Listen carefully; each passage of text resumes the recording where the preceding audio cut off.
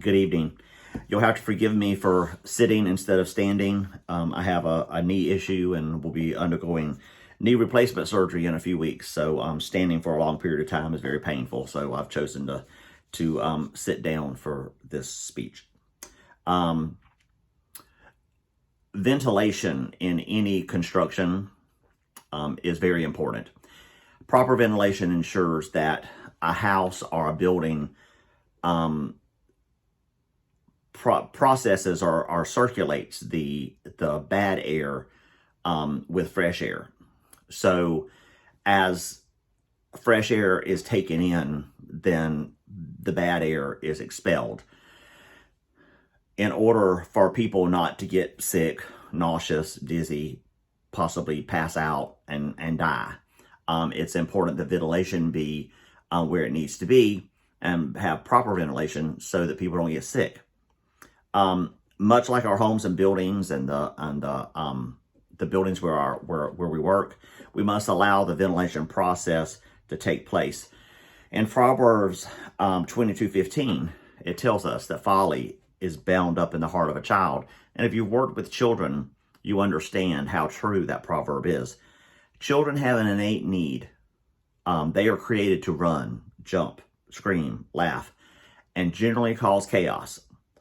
The United Nations Convention on Children's Rights states that every child has the right to leisure time. And by taking away recess, we infringe on that right. Many times many times children who misbehave in class are disciplined by taking away the very thing that they need, and that's running and playing and being outside. There are also those who believe that arts, crafts, and recess be put away to make more time for more educational purposes. Educators find it impossible to meet the demands of testing because of recess. So they take away recess in order to make room for more educational programs, for more educational time. But cutting programs that eliminate physical activity only adds to the problem, especially children who are struggling with ADHD. In an article titled "The Death of Recess in America," when teachers focus only on learning within the classroom without allowed time for venting, it's like stoking a fire in a fireplace without a chimney. When the educational system, what they have done by eliminating the periods of time during which children can be children and be allowed to run, jump, play, they essentially tape the eyes open of children in order for them to absorb more information in a shorter period of time. But by restricting the outside playtime, it's kind of met to their detriment. They end up losing the valuable information that they gained during the short periods of educational time. About a year ago, our family went through a crisis. Through that crisis, we got our granddaughter. She has special needs. She's been diagnosed with a disorder called trisomy 18 or Edwards syndrome, which is a very rare genetic disorder.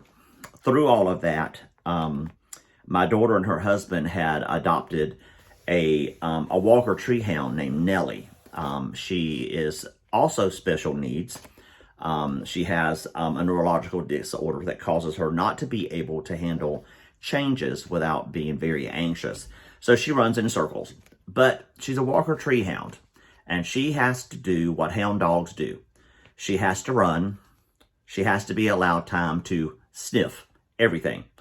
Everything she sniffs. Okay, so we took on the responsibility of adopting Nellie from them to kind of take some of the pressure off and some of the responsibility off.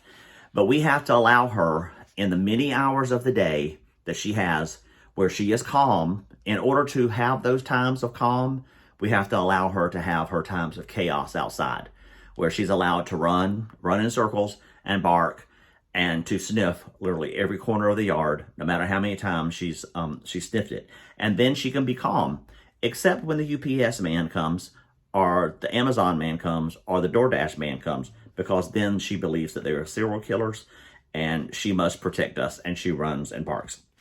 But children are hardwired Not to run in circles, hopefully, but to run, jump, play, tell jokes about poo, and generally be rambunctious and obnoxious.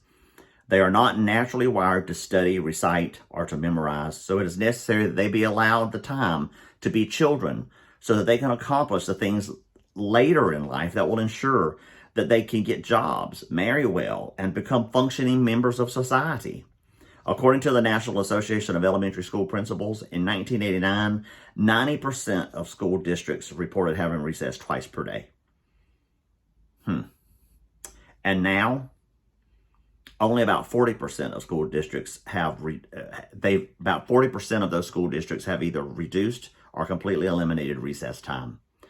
According to the CDC, students who are physically active tend to get better scores. They also have better school attendance. They have better behavior and cognitive performance, along with better muscle and bone strength. The CDC recommends that students have at least 60 minutes of moderate, vigorous intensity physical exercise at least 3 times per week. In 2017, less than 24% of children 6 to 17 met that requirement. Basically, what all this research shows is that like hound dogs, like houses, children must be vented to ward off possible negative outcomes later. Children are created to run, to jump, and to be rambunctious. Allowing them time to do those things allows them to be what and who they were created to be. Children.